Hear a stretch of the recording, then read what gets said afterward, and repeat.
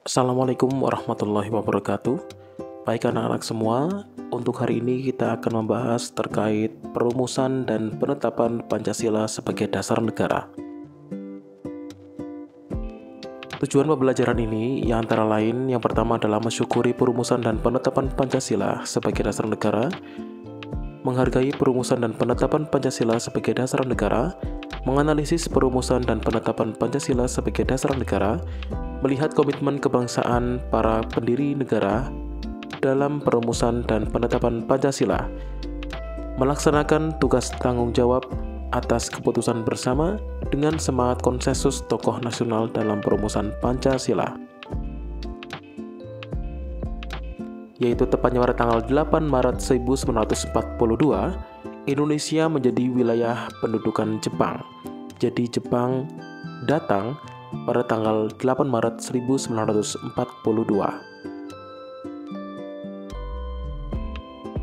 Kemudian pada tanggal 1 Maret 1945, telah diumumkan pembentukan Badan Penyelidik Usaha-Usaha Persiapan Kemerdekaan Indonesia sebagai janji kemerdekaan dari Jepang, yang sebelumnya Indonesia sedang dijajah oleh Belanda.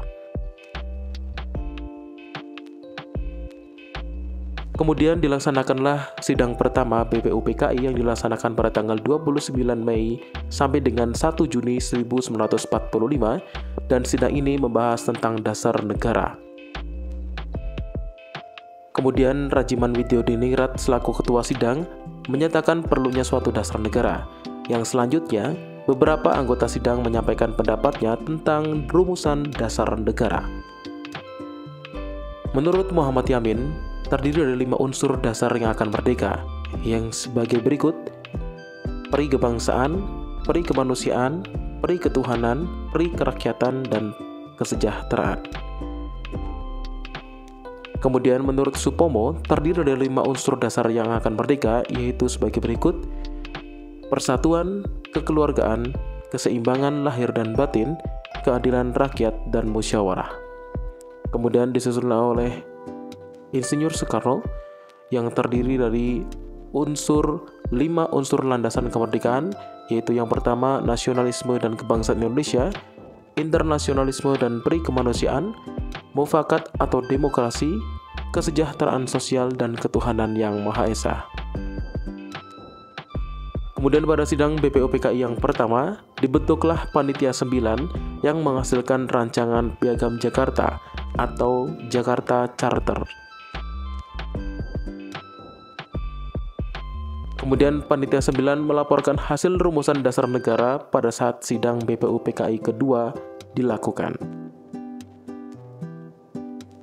Pada tanggal 7 Agustus 1945, setelah menyelesaikan tugasnya, BPUPKI dibubarkan, lalu digantikan dengan PPKI atau Dokuretsu Junbi Inkai. Kemudian Jepang pada akhirnya menyatakan kekalahannya pada Sekutu pada tanggal 14 Agustus 1945.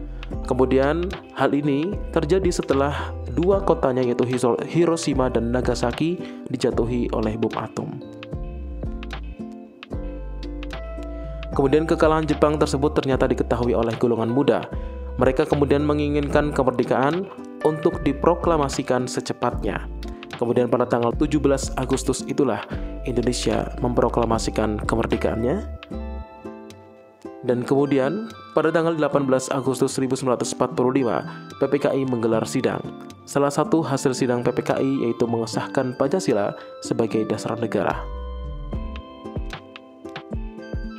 Kemudian komitmen para perumus dasar negara yaitu suatu bentuk ikrar untuk merumuskan dasar negara dengan sebaik-baiknya.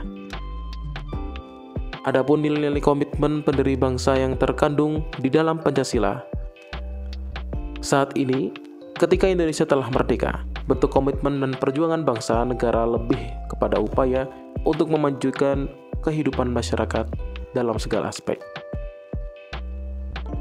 Generasi muda perlu menyadari potensi diri dan tanggung jawabnya terhadap kemajuan bangsa. Generasi muda merupakan agen perubahan suatu bangsa.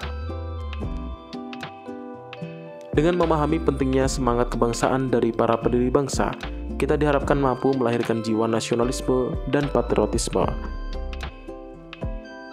Nasionalisme adalah paham kebangsaan yang mengandung kesadaran dan semangat cinta tanah air, memiliki rasa kebanggaan sebagai bangsa, atau memelihara kehormatan bangsa. Sedangkan patriotisme adalah cinta tanah air atau sikap seseorang yang rela berkorban baik jiwa maupun raga untuk mempertahankan bangsanya. Demikian materi hari ini.